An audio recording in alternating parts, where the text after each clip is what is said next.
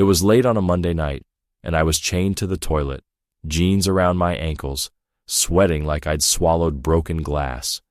My stomach twisted and cramped, and I was focusing on breathing through it when I heard voices outside the bathroom. Then the laughing started. At first, I tuned it out. Guys talk trash in restrooms all the time, but then I caught my wife's name, and mine. The laughter sharpened, turned mean. They weren't just joking around. They were laughing at me. I wasn't even supposed to be at the office that late. If my stomach hadn't gone to war with me, I never would have heard it. But I did. Every word, every detail. They thought I was just some clueless husband, while my wife snuck around behind my back. The loudest voice belonged to Colin Wilson. Yeah, that Colin. The smug salesman who strutted through the office like he owned the building. The same guy I'd always thought looked at my wife too long and laughed too hard at her jokes. Now he was in there bragging to his buddy Ben Kramer like he'd just won a championship. The night he was describing? I knew the exact one, the Hartsdale Gallery event. I'd been called out for a burglary case halfway through the party. I was gone maybe 2 hours, tops, did what I had to do, filed my initial report, and came back before things wrapped up. When I returned, Allison was sitting at a round table with 3 people. Across from her was Colin. Beside him were his boss, Jerry Scoggins, and Jerry's wife. Everybody looked harmless, laughing, drinking, chatting. Allison smiled when she saw me. I kissed her. We danced once, made our rounds, and left early. I had no idea I'd just walked into the ruins she'd supposedly started building. My name is Brian Stone. I'm the lead field investigator for a high-end insurance firm. We protect expensive things, antique collections, rare cars, paintings, prototypes, old money, new money, celebrities, corporate royalty. If you don't run in those circles, you've never heard of us. If you do, you probably know my name. I've been doing this since college. I'm 37, and I'm damn good at it. I chase art thieves, staged robberies, international fraud. I live out of suitcases in hotels. If a case drags on, I send one of my team. I keep it clean, professional, airtight. At home, I thought life was solid. Allison and I had been married 14 years. We had 2 daughters, Regina, 10, and Christina, 8. They are my whole world. Allison is a year older than me. She's executive assistant to our division president, Bill Quinn. When we met, she was between jobs. I pushed her to apply at my firm. HR bent the no family rule, and Bill hired her after one interview. She fit in fast, maybe too fast. Colin and Ben are sales. They sell policies to rich people. I'm not close with them. We cross paths at conferences, client parties, company events.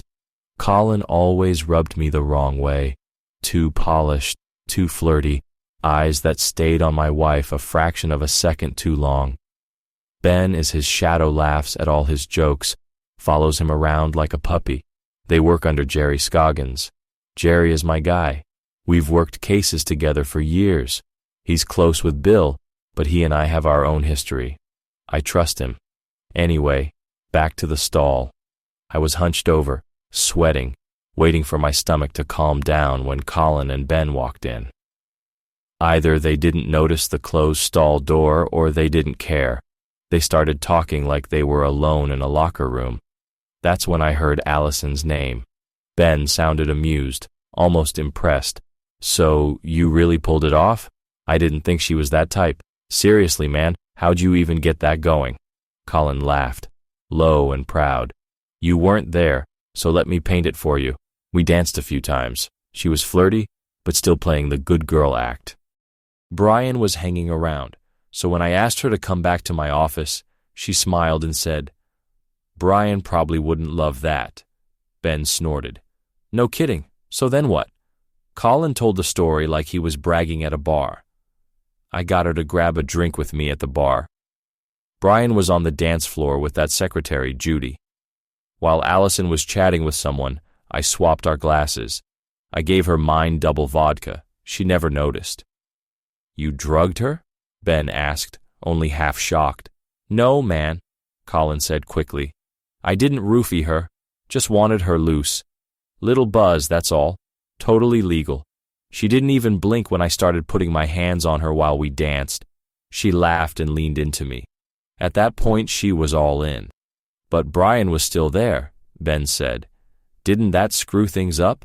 "Luck," Colin said. "He came over halfway through a song, said he had to run out for a break-in call. She asked if he could drive her home first, but he told her to stay and have fun. Said he'd be back soon. She hesitated, then stayed. Ended up at our table with me, Jerry, and Jerry's wife." Ben sounded like he couldn't wait for the next part. "So what happened?" "I bought her another double. She pounded it like water," Colin said. "We danced again, slow this time. Her head was on my shoulder, her hand on my chest. I could feel her whole body relax. She was giggling, grabbing my arm, letting me touch her wherever I wanted."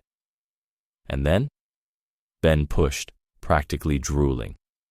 "She said she felt dizzy, so I told her we'd go outside for air. She didn't hesitate. We went out back, got in my car. She climbed in the back, lay down like she'd done it 100 times. I started kissing her neck, slipped my hand up her thigh. She pulled me closer and said she wanted it, all of it. So I gave it to her. She was moaning, saying I felt amazing, tasted amazing." Ben let out a low whistle. "Damn, Allison. I never thought she'd cheat, especially not with you, no offense." "You sure you're not just talking big?" Colin's tone hardened. "I don't have to make stuff up. She already agreed to meet again this Saturday. Told her husband she's got a hair appointment. I've got the suite booked. Whole afternoon, round 2, maybe 3. Ben laughed. "Man, I'm jealous. She is hot. Always thought Brian was punching above his weight. If you get tired of her, send her my way." "Maybe," Colin said with a grin. "But don't jinx it. Keep this between us. I don't want anything messing it up." "Lips sealed," Ben replied. "You earned it." They walked out, still laughing. I stayed there, hunched over the toilet, stomach in knots for a whole new reason.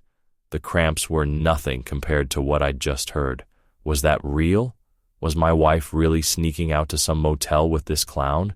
Had she actually done that in his car while I was out working? I replayed that night in my head. It was around 11 when I got back to the party. Allison was sitting with Colin, Jerry, and Jerry's wife, Julie. She didn't look drunk. She was chatting with Julie about school and kids. Colin made a few comments, nothing weird, then left. Allison said something to him as he walked away, but I didn't think twice. The only part that had stuck with me was what happened at home. Allison wanted sex.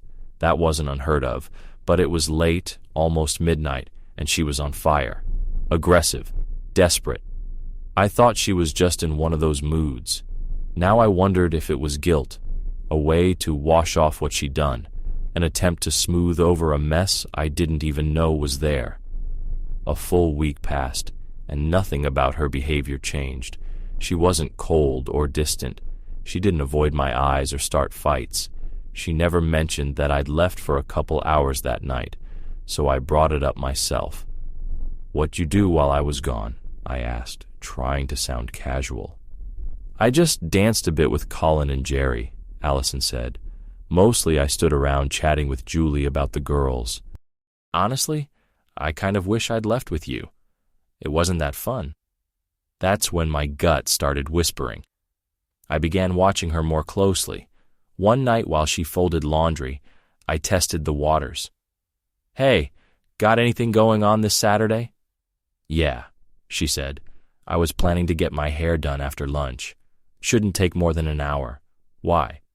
"I was thinking of playing a round of golf," I said. "Maybe see if Ben Kramer wants to join." She paused. "Ben?" she repeated. "He and Jerry both give me the creeps. Don't they usually play together?" "I think Jerry does," I shrugged. "Not sure about Ben." "Either way," she said quickly, "they weird me out. Stay away from them if you can." Then I tossed out Colin's name, pretending it just occurred to me. "What about Colin Wilson?" You talked to him for a bit at the party. Maybe I'll invite him." That got her full attention. She turned, eyes narrowed. "Why would you want him there?" "Honestly, and excuse my language, he's kind of an ass. I danced with him once or twice, but he gave me bad vibes. He's sleazy." Now, I didn't know if that was genuine disgust or deliberate misdirection. "Huh," I said. "Didn't really know that. He and Ben seem tight. Maybe it's a dumb idea. I'll ask Phil and Charlie instead."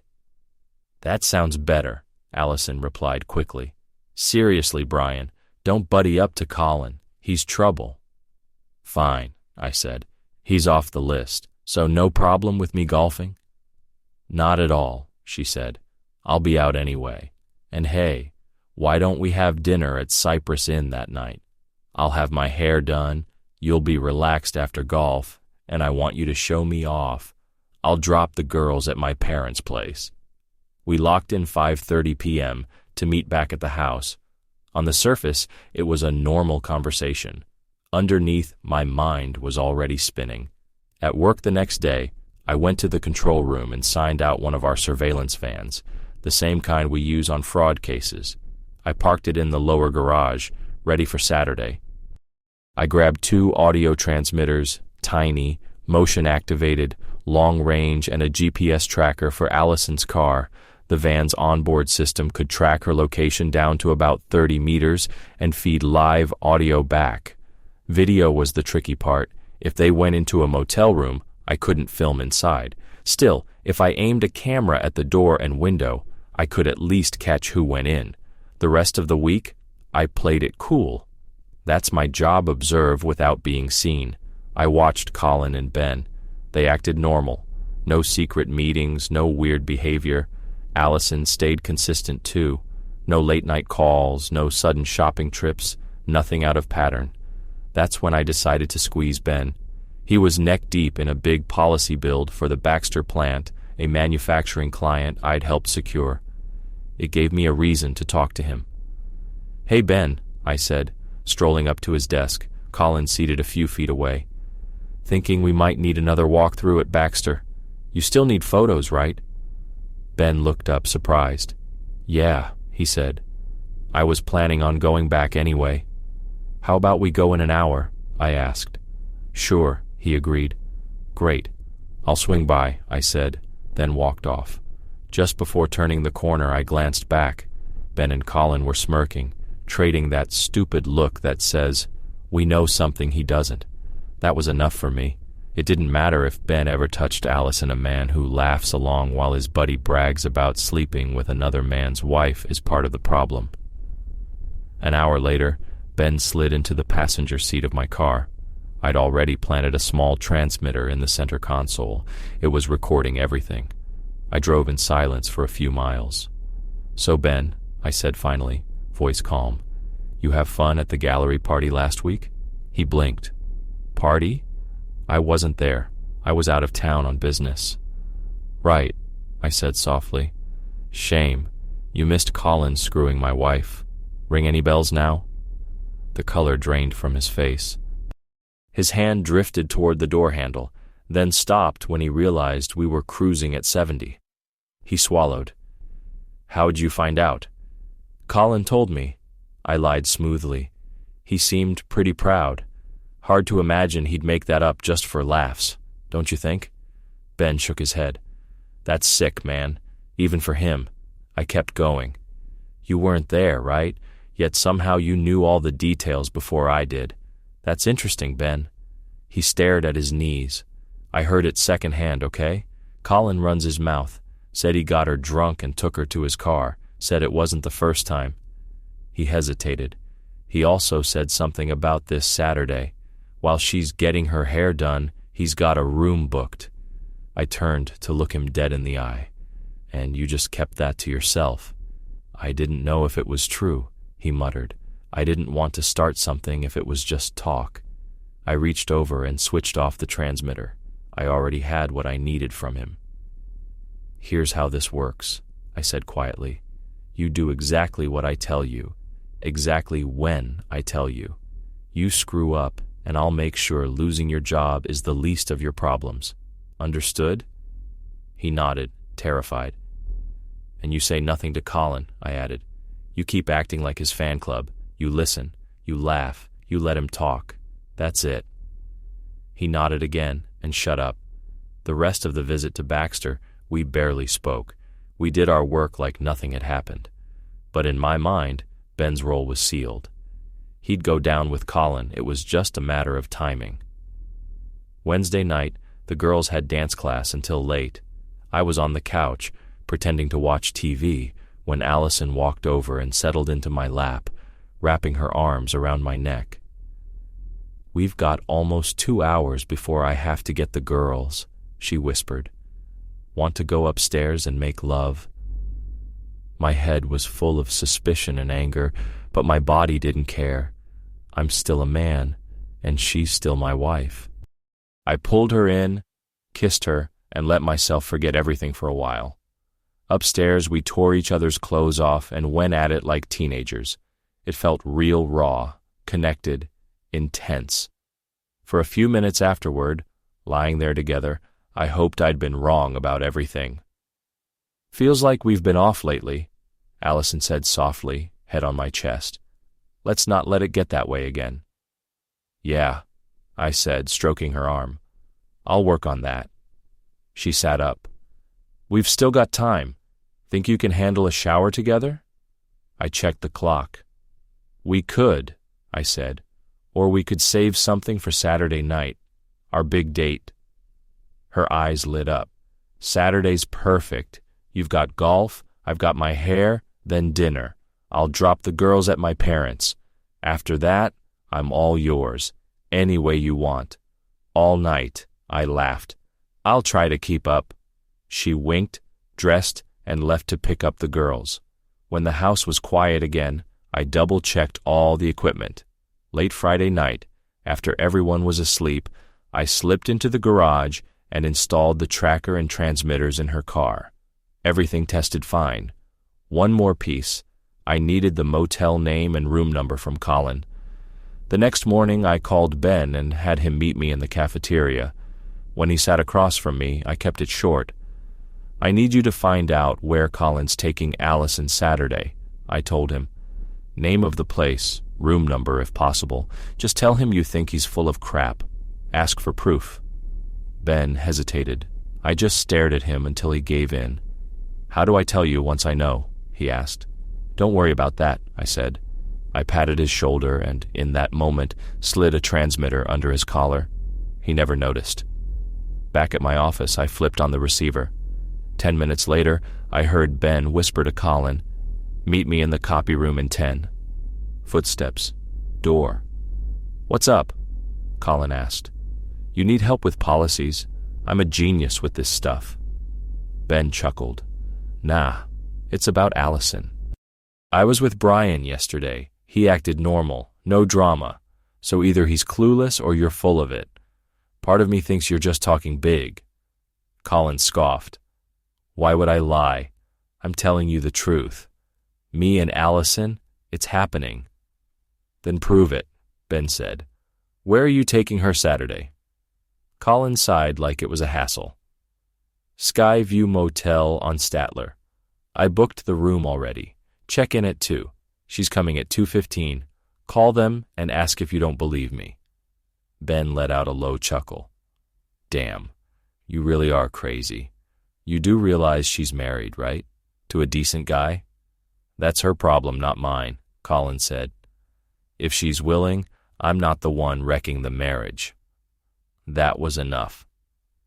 I shut down the receiver. He'd handed me everything I needed: time, place, attitude. I called the Sky View Motel. Guy at the desk confirmed the reservation under Colin's name. Then I drove out to see the layout. It was exactly what you'd picture: sun-bleached paint, flickering sign, sagging curtains. I walked in, flashed a laminated credential from our firm, and slid a folded warrant across the counter complete with a $100 bill inside. "I'm running an investigation," I told the clerk. "I need Colin Wilson moved to a ground-floor room facing Statler, and I'm leaving a surveillance vehicle on your property." Money talked. A few keystrokes later, he moved the reservation and gave me the new room number. I parked the van right across from that door, adjusted the camera, set audio to kick in at 1, video at noon, recording straight through. Then I went home, kissed my wife, and pretended I was just thinking about golf. Friday night, Allison surprised me by sending the girls to her parents' place early and ordering pizza. "What's the occasion?" I asked.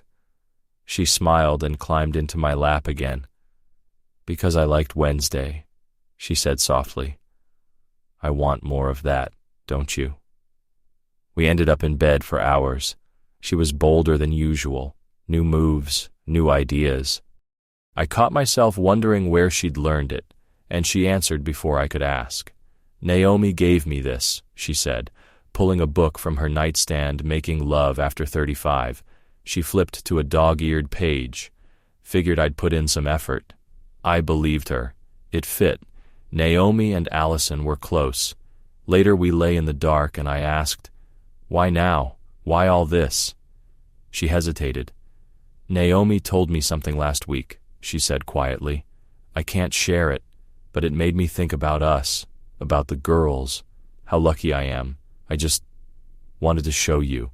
She looked so sincere it hurt. "Do I make you happy?" I asked. "Like really? Or are you trying to patch over something?" "I've always been happy with you," she said, cupping my face. "This isn't about fixing a hole. It's about not letting a hole appear. I want to feel wanted. And I want you to feel wanted too." "I love you," I told her. "Nothing's going to change that." "Good," she whispered. "Because I'm not letting anyone take you away. You're mine." Saturday morning, before dawn, I drove to the motel, checked the van, confirmed the GPS feed, and left. The system would record everything without me being anywhere near the place. Then I actually went golfing. I played like trash. Couldn't focus. Bought my group drinks and bailed after 9 holes. Around 5, I swung past the motel. The van was fine. I called the house line. "Hey," Allison answered. "On my way," I said, and hung up. I didn't check the footage. Not yet. We had reservations, and I wanted one last night before the verdict. At the restaurant, Allison looked stunning. Men turned their heads as she walked by. She barely noticed. We talked, laughed, shared appetizers and wine. She touched my arm when she laughed, leaned in close when I spoke. For a moment, it felt like the early years. It made everything harder. Back home, she threaded her arm through mine as we walked to the car. In the driver's seat, she pulled my hand onto her thigh and said, "Drive like this." I did. She rested her head against my shoulder. Later, in the bedroom, she undressed slowly until she was wearing nothing but a pearl necklace. When she reached up to take it off, I stopped her. "Leave it," I said. "You look unreal." She smiled. "No one else will ever see me like this. I'm yours." I asked if she was sure. She said she trusted me completely, said she loved me with everything she had, and in that moment, I believed her. We made love like we were trying to rewrite history. We pushed boundaries we'd never touched before, laughing and experimenting. She quoted lines from that same book between gasps. It wasn't just physical. It felt like we were rebuilding something. We woke late Sunday morning, exhausted. One more round, then we finally peeled ourselves out of bed. She went to pick up the girls. I said I needed to check on a work thing.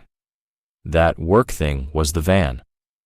I retrieved the DVDs and GPS logs, shut down the equipment, returned the vehicle, and brought everything home. First, I checked the tracker data. Her car had parked on Statler Street from 1:48 to 4:09 p.m., right outside the motel. My throat closed. I told myself there could be an explanation. She could have turned around, met a friend, anything. Next, I slid the first DVD into the player and hit fast forward. At 1:55, Colin's car pulled in. He got out, went straight to room 112, and went inside. At 212, another car pulled up. A woman stepped out. She wasn't Allison. The woman walked toward the room with confident steps, glancing around once. I zoomed in. Naomi Quinn, Bill's wife. I leaned back on the couch, stunned. It all clicked at once.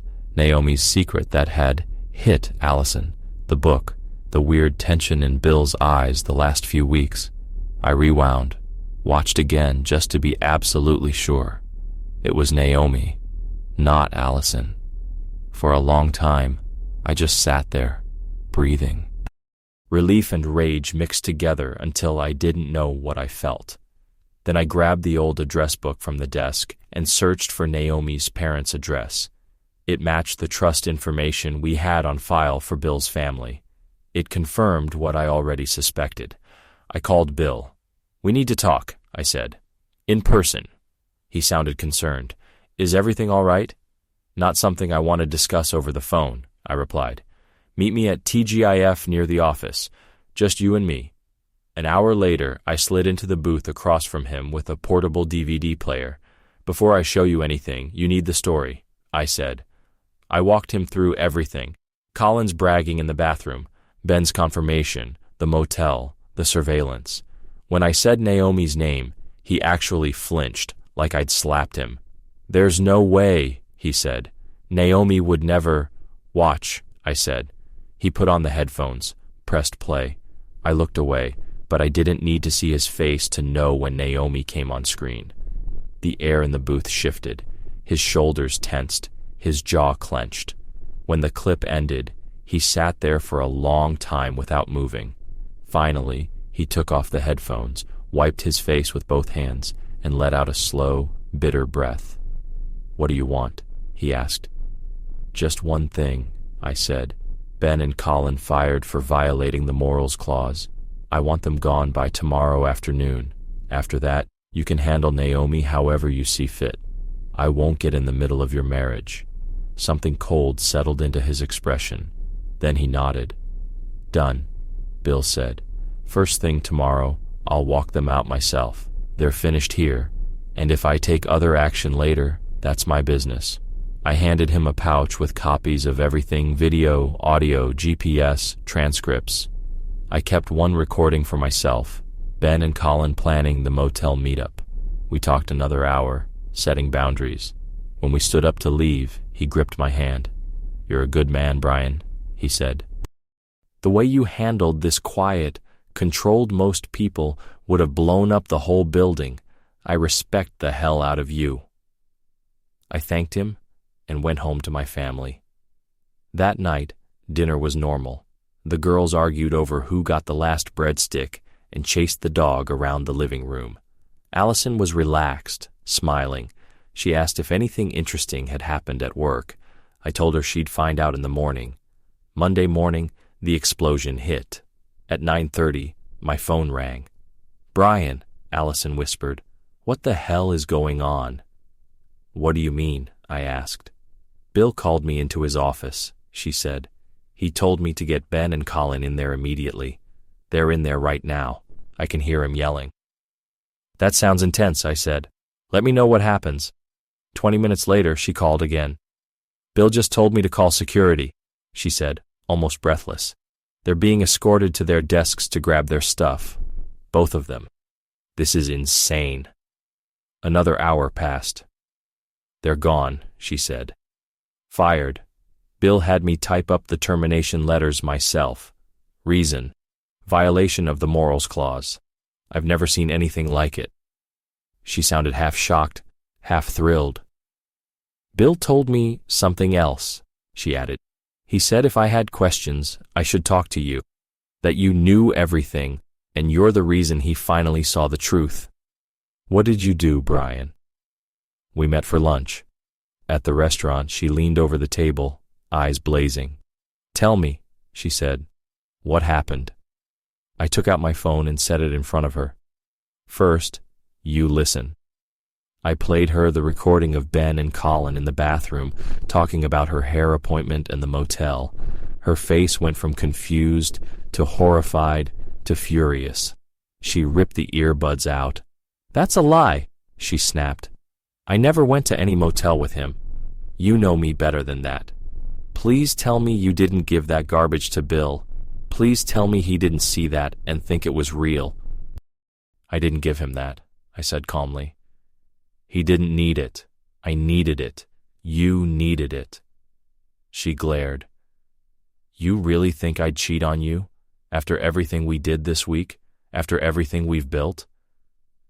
"I didn't know what to think," I said quietly. "That's why I tested it. I told her everything, the surveillance, the motel, the van, the GPS, the camera. I told her how I'd watched the video, braced for the worst, and seen Naomi instead." Her anger flickered, replaced by confusion. "Naomi?" she repeated. "Naomi went to that motel?" "Room 112, I said. "Saturday. Colin went in first. Naomi showed up 15 minutes later. Not you." Allison slumped back, stunned. "My God," she whispered. "She told me she had a spa appointment that day." I nodded. "Jerry told me you and Julie were stone-cold sober at the party. You even asked Julie to stick close so Colin wouldn't bother you." Once I had that, and the video, the story made sense. Colin lied about you to cover himself with Naomi. Allison stared at me. "So you dragged in a surveillance van, bugged my car, wired your co-workers, and watched motel footage just to verify a rumor?"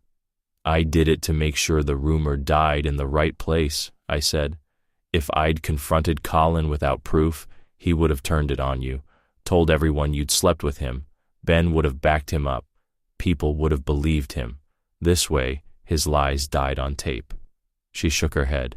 "You still spied on me." "I did," I said. "I won't pretend I'm proud of it, but I'd rather feel guilty about snooping than live in the dark while a lowlife trashes your name and laughs about it with my coworkers." She went quiet. Anger slowly faded into something else, hurt maybe, mixed with reluctant understanding. "You're not the hero here," she said finally. "You're just as manipulative as the rest of them." "Probably," I said. "Difference is I used it to protect us, not destroy us." She sighed and rubbed her temples. "I can't decide if I want to hug you or punch you." "Maybe both," I said. "Just start with a hug." She snorted despite herself. By the time we headed back to the office, things felt not fixed, but calmer. She knew the whole story. I knew she hadn't cheated. The fear was gone. Only the fallout remained. That night, after the girls were in bed, she brought it up again. "Bill talked to me this afternoon," she said quietly. "He told me to never take you for granted. He said guys like you are rare." I said nothing. "He also told me about Naomi," she went on. "Not details, just that she did something he's not sure he can forgive. He asked what I'd do." "What did you tell him?" I asked. "I told him I couldn't decide that for him," she said. "I asked if he still loved her, if he thought forgiveness was actually possible. If yes, he should let her explain. If no, he shouldn't drag it out. Just end it." I nodded. "Sounds like good advice." She hesitated. "He told me something else.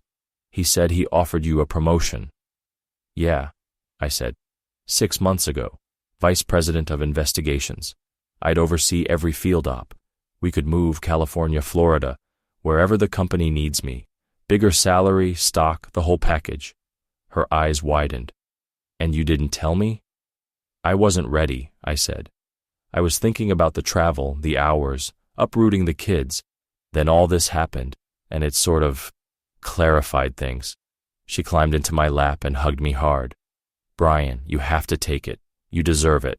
And for the record, I'm proud of you, even if you acted like a paranoid maniac." I laughed. "You're okay with moving?" "Wherever you go, I go," she said firmly. "You're my person. That's not changing." She pulled back, eyes serious.